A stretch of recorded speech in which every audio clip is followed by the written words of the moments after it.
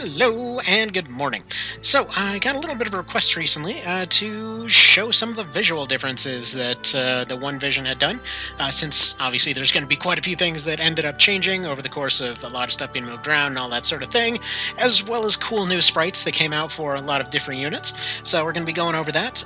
Bear in mind, I won't be showing all the different spell effects and that sort of thing. There's a fair few of those to cover, so that could be its own part if you are interested.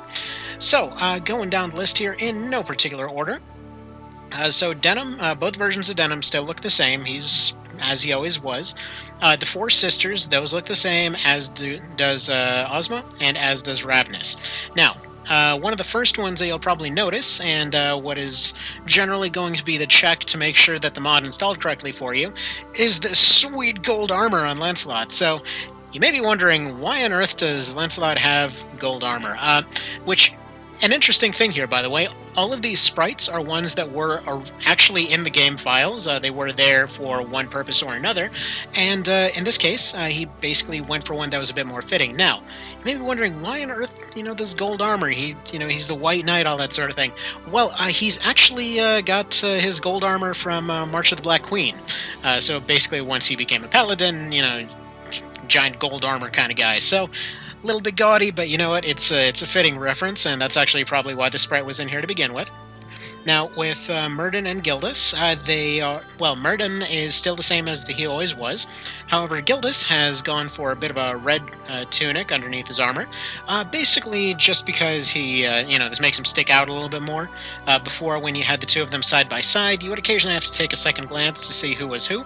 So now Gildas is the big old manly red one, and then Mirdyn is the, what would the term be? Gallant, I guess, the blue guy.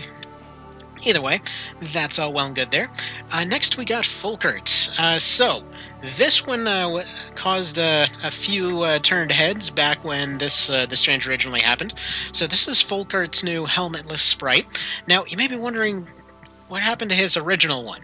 I'll show that later, and you may be thinking that this is a little bit of an odd duck, but this particular sprite ends up matching his portrait very well, and on top of that, his other gold armor actually fit a lot better for a different NPC, so see that down the road. Deivold has gone for a bit of a flashier look with his armor here. He went for that kind of washed out gray look before, so now he's looking all shiny. He kind of looks like the mountain now. Next up, we have the first of the neutral trio, as they're called. These guys actually didn't have a unique sprite before. They were essentially three randos that you ended up getting over the neutral route. Maybe you saved them, maybe you didn't. You probably never even noticed that they were unique to begin with. Well, they were semi-unique. They were named uniques, as it were. But yeah, long story short, the neutral trio all actually have unique looks at this point. So Face does the first one. She's actually the one that you run into in the cutscenes. She's the one that calls you a traitor. And so she essentially will always be a Valkyrie kind of situation here. She'll always have this particular look. So it looks very nice. The next of the neutral trio would be Tammuz, the Deathless Knight, as it were. So it's funny because he actually had a really cool backstory to him, in which essentially, he's this knight that saw all these different fights. He wasn't terribly good, but he kept surviving despite the fact that he should have died over and over. So yeah, he's actually been made into an old ogre battle Raven Man. You may be wondering what that was all about. Basically, they were one of the different progression routes you could take your Birdman at that point.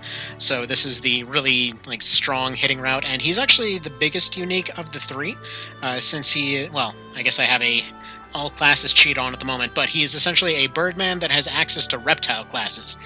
So either way, so he's the second one there, and then the third, if we go over here, is Chamos. So he's essentially a wizard that looks like a biker now, so that's pretty darn cool.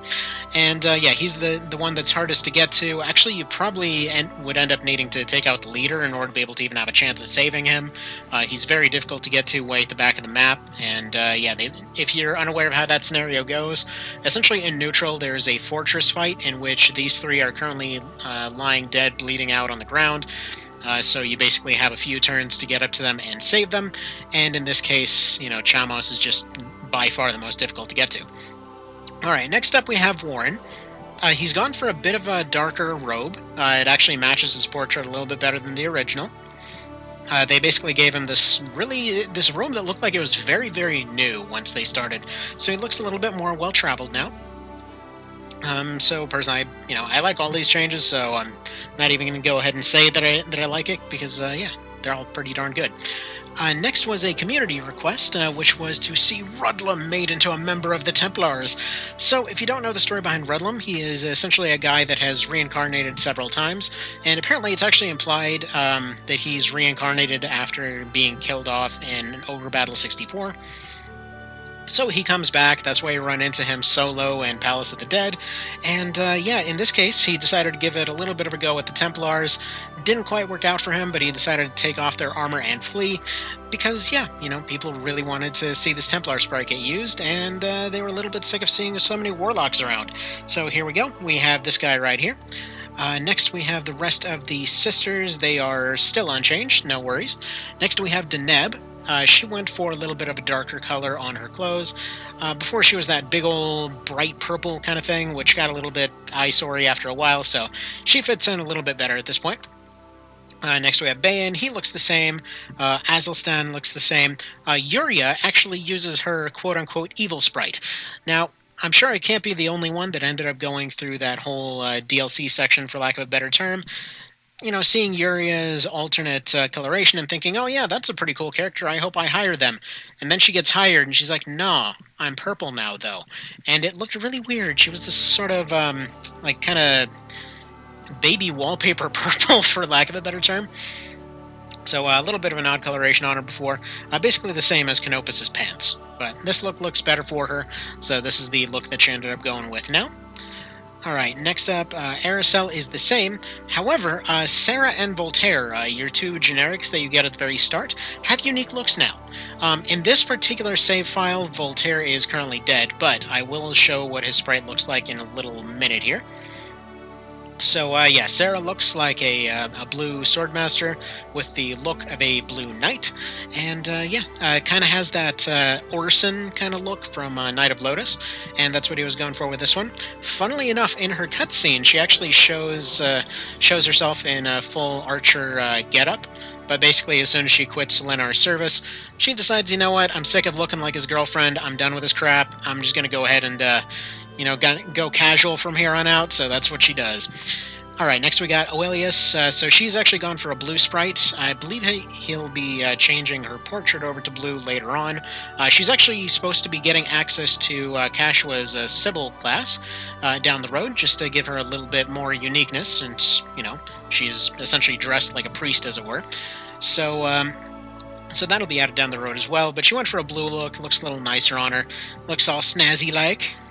Next we have probably my personal favorite of this whole thing, Captain Elrig. So, if you're unaware, this is mostly a neutral route thing, but originally when you got Elrig, this was a very particular situation in which you had to have gone through neutral, you had to have spared the right characters, and you had to be with okay odds with the Liberation Front, who basically then it's just Sistina and this guy who shows up later. They're like, yeah, no, we're going to take on your whole army with our 5 guys that are left. And you basically just have the option of, hey, maybe you just want to go ahead and join us instead. We basically already fixed everyone's problems. So they do. And the guy that comes with you is the guy that's been keeping them all alive, Captain Elrig. And it's bizarre when you get him, because they have the story of, he's this cool sea captain guy, this friggin' pirate master, and he looks like a priest. He's just a priest. It looks very, very odd. So yeah, now he looks like a proper grizzled sea captain type situation. Speaking of priests changing their looks, this is another one that has kind of confused some folks. But again, I just want to clarify, this is one of those ones that I absolutely love. Just because with Donalto's whole story, he ends up kind of coming across as a bit of a tired priest. He's kind of done with the war. He's done with all the crap that's happened. And his original portrait is just like this super power man kind of look. Like, he looks like he's about to go pull some guns from his trench coat and go nuts on everybody. So now he looks a bit more disheveled. He looks a bit more sad. He's got that black swordmaster look. And yeah, I think it just suits his character a lot better. There have been some back and forths on that one, but personally, that's my two cents on that matter. We have Berta and Obda. Now, I think it's just Berta that survived this particular campaign. So, basically, Berta's got kind of gold tint to them. Obda's got these got more of like a reddish kind of tint to them. So that's another really good change. You can actually tell the difference between them. You can tell they're unique, and I believe they're a little bit faster than most Griffins, but not by much. Alright, next up we have Felicia. So, if in case Donalto dies, you get Felicia, who previously used to just be another generic with a unique name. So now she's been given a unique look. She looks just like Claire from the cutscenes. And yeah, so essentially her look matches her backstory better, which basically says, she was relatively young, she was going back and forth and got caught up in the war after going through all her priest school and everything. So yeah. Obviously, she looks a lot younger now. She doesn't look like she's in her 30s anymore, so good change there. Gamp, I believe he has a little bit of a darker look to him, but I'm not 100% on that one. Next, we have Vice, who actually has 2 different looks associated with him. Or rather, 3 different looks. His original version looks kind of like this one. His law version is this one exactly. They end up changing a slight tad. And then, actually, his Chaos and Neutral one looks different. He's Blood Vice in that case. And I'll show you that one in just a little bit here. But yeah, so he's got a little bit of a darker look like many of the other ones. I think it looks nice and subdued. Nice little change on him. The next guy here is Lindl, who has gone for a blue tint on his kit rather than the green one that he had originally. And again, just looks a little bit more respectable, looks more like something somebody would actually want to wear instead of bright green for some reason. Looked a little bit like Link before. So, alright, those are most of the main characters here. So what we'll be doing is actually going over to the cutscenes and showing off some of these other ones. So let's go ahead and go over to the World Tarot, go all the way to the very beginning, and show off some of these different sprite changes. So, going all the way back. It's almost like there's a lot of different events that end up happening. So, alright, so they set up the trap here at the very beginning. So, what do we want to do? If we go down, it should be this one right here. So, you can see they're just generics there on the left. And here we are. You see Voltaire has his red look. You can see that Sarah has her archer getup before she ends up switching back over to her casual look later on. In this case, Donalto still keeps his original look for this particular cutscene, and I'm not sure why. Everyone else is properly changed. It's Donalto in particular that just has some odd stuff changed about him. But there's his original sprite that I was talking about. He looks a little bit out of place. He always kind of did. It's an odd duck as far as that goes. Now next, if we go over here... So we got, what is this? Is this the correct one? There we go. Let's go ahead and take a look at Vice. So you can see he's blue originally. Now if we take a look at this, and it's funny because in this cutscene, she is a dark priest, so she's showing up as a dark priest. But if we look over here, we have Blood Vice. It's pretty great. So yeah. If this is more your fancy, then you've got good old Evil Vice showing up in his red armor. And yeah, it's good stuff. So we can go ahead and skip out of that. Now, equipment-wise, that could well be its own part here. But if we just take a quick peek through all this stuff here, most of these claws will end up, more or less looking about the same. They're claws, they're not going to change that much. If we go down through the knives, you can see there's basically recolored versions that are the side grades. If you're unfamiliar with the side grade system, essentially it's just where one item is pretty much trading properties to serve a different job better. Like, for example, with knives, the basic ones have a chance to bind somebody to the ground and do a lot of damage, whereas the alternate versions are better for casters, essentially giving a bonus to mind, as well as giving the ability to cast Spell Strike on yourself. The unique variants have kind of their own stuff going on. So yeah, the swords, basically these ones are switching over from a one-handed to two-handed version, depending on how you go through things. With the two-handers, this is probably my personal favorite change. This one right here used to be called the Viking Sword. You know what absolutely was not the Viking Sword whatsoever? A large two-handed broadsword like this. It Not at all, not in the least. They actually used short swords with a shield, but whatever. Either way, what they probably meant is more of a barbarian sword there. But whether that's a mistranslation or what, it used to be called the Viking sword. Now it's the long sword, as it should be, just your standard two-handed sword. And yeah, you've got a whole bunch of different variants and all these different things. They all look nicer, and you actually get to see more of these alternate sprites that you never saw in the original. It's actually funny because all of these originally existed in the game. They had these alternate, presumably they were supposed to be the +1 versions, but they never actually bothered putting them in, or they didn't have time, or who the hell friggin' knows, So this is just kind of a basic look through the equipment. I think we should probably go ahead and what am I doing here? Probably show a little bit of the armor. So helmet-wise, yeah, you'll see more or less the same helmets.